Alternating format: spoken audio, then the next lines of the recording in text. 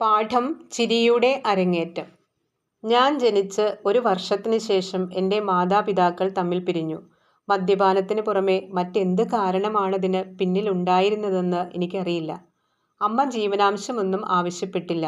ആഴ്ചയിൽ 25 പൗണ്ട് വരുമാനമുള്ള, സ്വന്തമായി നിലനിൽപ്പുള്ള ഒരു നടിയായ അമ്മയ്ക്ക് തൻ്റെയും മക്കളുടെയും ജീവിതത്തെ സ്വയം നയിക്കാനുള്ള പ്രാപ്തിയുണ്ടായിരുന്നു. ദൗർഭാഗ്യം പിടികൂടിയപ്പോൾ മാത്രമാണ് അവർ സഹായധനം ആവശ്യപ്പെട്ടത്. അല്ലായിരുന്നുവെങ്കിൽ അവരൊരിക്കലും നിയമപരമായ നടപടികൾക്ക് മുതിരുകയില്ലായിരുന്നു. അമ്മയ്ക്ക് ശബ്ദതടസ്സം അനുഭവപ്പെട്ടു വന്നിരുന്നു. ശക്തിയുള്ളതായിരുന്നില്ല അമ്മയുടെ ശബ്ദം. ചെറിയ തണുപ്പ് പോലും ആഴ്ചകളോളം നിലനിൽക്കുന്ന തൊണ്ടവേദനയ്ക്ക് കാരണമാകുമായിരുന്നു. പക്ഷേ അസുഖമുള്ളപ്പോഴും ജോലി തുടരാൻ നിർബന്ധിതയായതിനാൽ തൊണ്ടയിലെ പ്രശ്നം ക്രമേണ ഗുരുതരമായി. സ്വന്തം ശബ്ദത്തെ വിശ്വസിക്കാനാകില്ലെന്നായി. പാട്ട് പാടുന്നതിനിടയ്ക്ക് പെട്ടെന്ന് ശബ്ദമിടറുകയോ അതൊരു മന്ത്രണമായി പരിണമിക്കുകയോ ചെയ്യും. അതോടെ കാഴ്ചക്കാർ ചിരിക്കുകയും കൂവാൻ തുടങ്ങുകയും ചെയ്യും. അതിനെക്കുറിച്ചുള്ള വിഷമം ആരോഗ്യത്തെ ക്ഷയിപ്പിക്കുകയും മാനസികമായ തകർച്ചയ്ക്ക് കാരണമാകുകയും ചെയ്തു.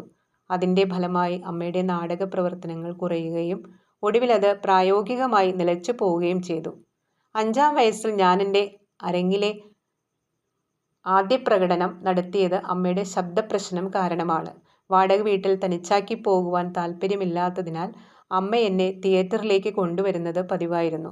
അന്ന് അൽഡർഷോട്ടിലെ ക്യാൻറ്റീൻ തിയേറ്ററിലായിരുന്നു അമ്മ അഭിനയിച്ചിരുന്നത്. നിലവാരം കുറഞ്ഞതും മോശവുമായ ആ തിയേറ്ററിലെ കാണികളിൽ കൂടുതലും സൈനികരായിരുന്നു.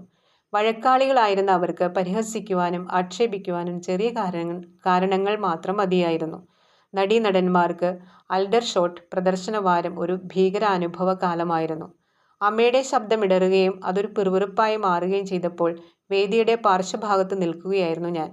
കാണികൾ ചിരിക്കാനും കളിയാക്കി പാടാനും പൂച്ച കരയാനും ഒക്കെ തുടങ്ങി. അതെല്ലാം അവ്യക്തമായിരുന്നു. എന്താണ് നടക്കുന്നതെന്ന് എനിക്ക് പൂർണ്ണമായും മനസ്സിലാക്കാൻ കഴിഞ്ഞില്ല. പക്ഷേ ആ ശബ്ദങ്ങൾ കൂടി വരികയും അമ്മയ്ക്ക് വേദി വിട്ട് പോകേണ്ടി വരികയും ചെയ്തു.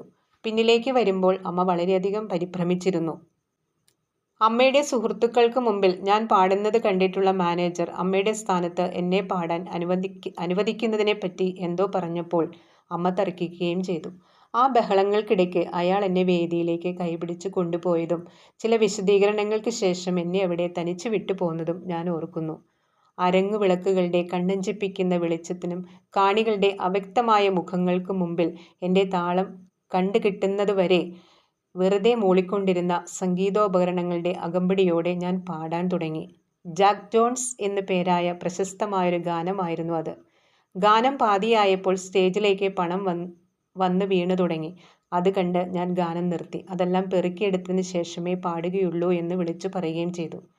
അതേറെ ചിരി പടർത്തി. സ്റ്റേജ് മാനേജർ ഒരു തൂവാലയുമായി വന്ന് പണം പെറുക്കിയെടുക്കുവാൻ എന്നെ സഹായിച്ചു. അയാൾ അതെല്ലാം സ്വന്തമാക്കുമെന്ന് ഞാൻ കരുതി. എൻ്റെ തോന്നൽ മനസ്സിലായ സദസ്സ് വീണ്ടും ആർത്തുചിരിച്ചു. പ്രത്യേകിച്ചും പണവുമായി പോകുന്ന അയാളെ ഞാൻ ആകാംക്ഷയോടെ പിന്തുടർന്ന സമയത്ത്. ആ പണം അത്രയും അമ്മയുടെ കയ്യിൽ ഏൽപ്പിച്ചു കഴിഞ്ഞു മാത്രമേ ഞാൻ വേദിയിലേക്ക് മടങ്ങുകയും പാട്ട് തുടരുകയും ചെയ്തുള്ളൂ. തികച്ചും സ്വാഭാവികമായിട്ടായിരുന്നു ഞാനന്ന് വേദിയിൽ നിന്നത്. ആളുകളോടും സംസാരിക്കുകയും നൃത്തം ചെയ്യുകയും അമ്മ ഐറിഷ് മാർച്ച് ഗാനം ആലപിക്കുന്നതുൾപ്പെടെ പല അനുകരണങ്ങളും അവതരിപ്പിക്കുകയും ചെയ്തു. അതിലെ കോറസ് ആവർത്തിക്കുന്നതിനിടയിൽ അമ്മയുടെ ശബ്ദമിടറുന്നത് എല്ലാ നിഷ്കളങ്കതയോടെയും ഞാൻ അനുകരിച്ചു. അത് കാണികളിൽ ഉണ്ടാക്കിയ ആകർഷണം എന്നെ വിസ്മയിപ്പിക്കുകയും ചെയ്തു. ചിരിയും പ്രശംസാവചനങ്ങളും പിന്നാലെ പണവും പ്രവഹിച്ചു. പിന്നീട് വേദിയിൽ നിന്നെന്നെ കൊണ്ടുപോകുന്നതിനായി അമ്മ വന്നപ്പോൾ ആ സാന്നിധ്യം വമ്പിച്ച കരഘോഷത്തിന് കാരണമായി. അതായിരുന്നു എൻ്റെ അരങ്ങേറ്റം, അമ്മയുടെ അരങ്ങൊഴിയലും.